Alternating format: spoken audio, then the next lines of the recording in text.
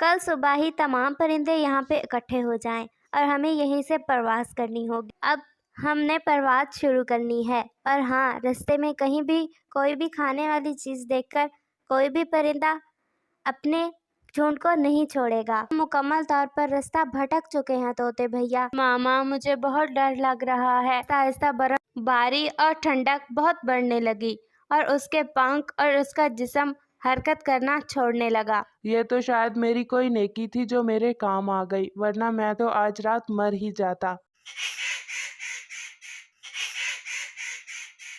कौवे भैया, मौसम बहुत सर्द हो गया है और मुझे लग रहा है कि कुछ दिनों में ही बर्फबारी शुरू हो जाएगी। कल हम सब परिंदे इसीलिए इकट्ठे हुए थे कि अब हमें यहाँ से परवाज़ करनी होगी, लेकिन आप आए ही नहीं।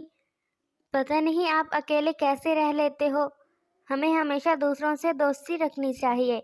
अकेले ज़िंदगी जीना बहुत मुश्किल होता है। न जाने आप अकेले कैसे रह रहे हैं। स्वीटी चिड़िया, इसलिए क्योंकि मैं तुम सबसे ज़्यादा तजर्बेकार हूँ, उम्र में बड़ा हूँ और सबसे ज़्यादा समझदार हूँ।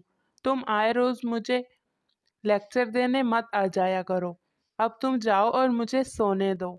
नहीं कौवे भैया, हम सब परिंदों ने मिलकर ये तय किया है कि अब हम सब मिलकर मगरिब की तरफ मगरिब वाले जंगल में जाएंगे। उस जंगल में मौसम बहुत अच्छा है और इस दफ़ा हम 3 महीने वहीं पे गुजारेंगे और आपको मैं यहाँ पे अकेला बिल्कुल नहीं छोड़ूंगी। आपको हमारे साथ जाना होगा। आप चलिए हमारे साथ। तुम एक बार कहो या 100 बार, मैंने तुम्हें कह दिया है ना कि मैं तुम्हारे साथ हरगिज नहीं जाऊंगा। अब तुम यहाँ से जा सकती हो। और फिर स्वीटी चिड़िया उदास होकर वहाँ से चली जाती है। कमज़ोर और छोटी सी चिड़िया, बेवकूफ़ कहीं की।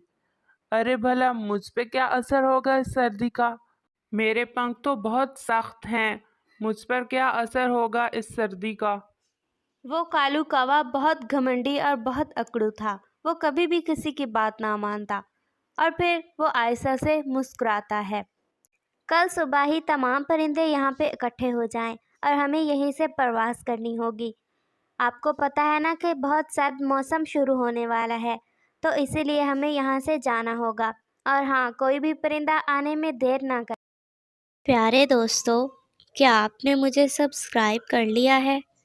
और घंटी के आइकन को दबाना बिल्कुल मत भूलिएगा। क्या कालू कौवा हमारे साथ नहीं जाएगा? कल जब हम सब लोगों ने मिलकर प्लान किया था उस वक्त भी वो नहीं आया था।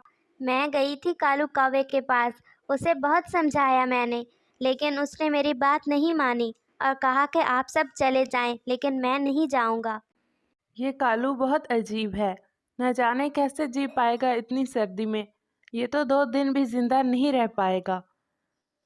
मैंने तो बहुत कोशिश की लेकिन वो नहीं माना और फिर तमाम परिंदे अपने अपने घरों को लौट जाते हैं। माँ, मुझे बहुत ठंड लग रही है। मेरे पास आ जाओ बेटा। मामा, क्या अब हम यहीं पे रहेंगे? नहीं बेटा, हम कल से परवाज़ करेंगे गर्म मौसम वाले जंगल में। मामा, क्या हमें हर साल ऐसे ही परवाज़ करनी होती है? हाँ बेटा, हम परिंदों के किस्मत में कोई एक ठिकाना तो है ही नहीं। हम कभी कहीं तो कभी कहीं सफ़र करते हैं और अगले ही दिन वो तमाम परिंदे तय करदा जगह पर पहुंच जाते हैं। अब हमने परवाज़ शुरू करनी है और हाँ, रास्ते में कहीं भी कोई भी खाने वाली चीज़ देखकर कोई भी परिंदा अपने झुंड को नहीं छोड़ेगा। हमें हर जगह पे साथ साथ रहना है और फिर वो सब मिलकर अपने सफ़र की शुरुआत करते हैं। कितना अच्छा लग रहा है ये जंगल, ऐसे लग रहा है सारे जंगल का मालिक मैं हूँ। कोई शोर नहीं, जहाँ पे मेरा दिल चाहे मैं जा सकता हूँ।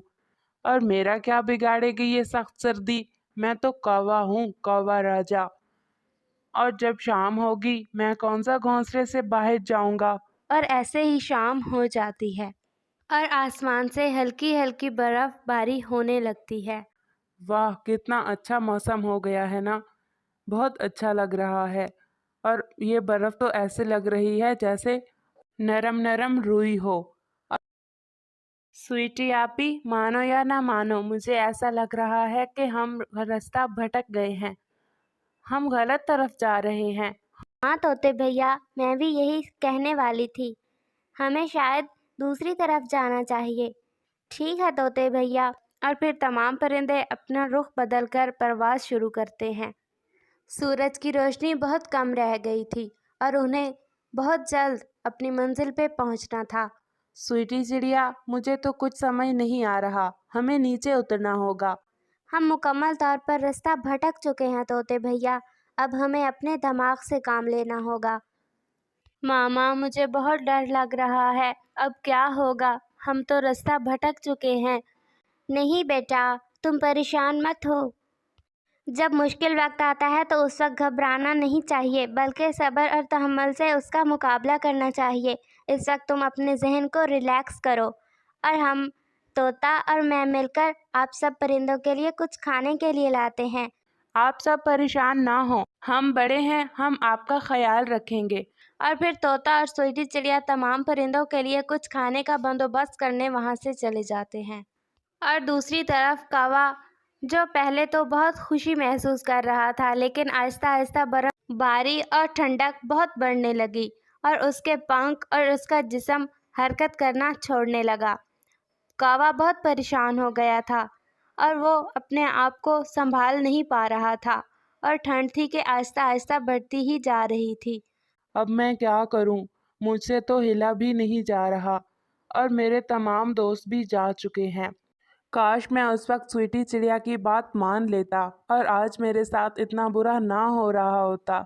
और ऐसे कौवा अपने आप को ही बहुत बुरा भला कह रहा था, लेकिन अब वो करता भी तो क्या करता, उसका पूरा जिस्म हरकत करना छोड़ गया था और ठंड थी कि बढ़ती ही जा रही थी और ऐसे ही पूरी रात गुजर जाती है। और अगले दिन कौवा बहुत मुश्किल से, बहुत हिम्मत करके वहाँ से उड़ता है और जहाँ पर स्वीटी चिड़िया और बाकी तमाम परिंदे होते हैं वहाँ पर बहुत मुश्किल से उड़ते उड़ाते पहुँच जाता है। वहाँ पर जाने तक कौवे का पूरा जिस्म अच्छे से हरकत करने लगता है और फिर वो पूरी तरह ठीक हो जाता है। मुझे माफ़ कर दो आप सब, मुझसे बहुत बड़ी गलती हो गई आपकी बात ना मानकर। ये तो शायद मेरी कोई नेकी थी जो मेरे काम आ गई, वरना मैं तो आज रात मर ही जाता। हाँ कौवे भैया, आपने बहुत अच्छा किया यहाँ पर आकर।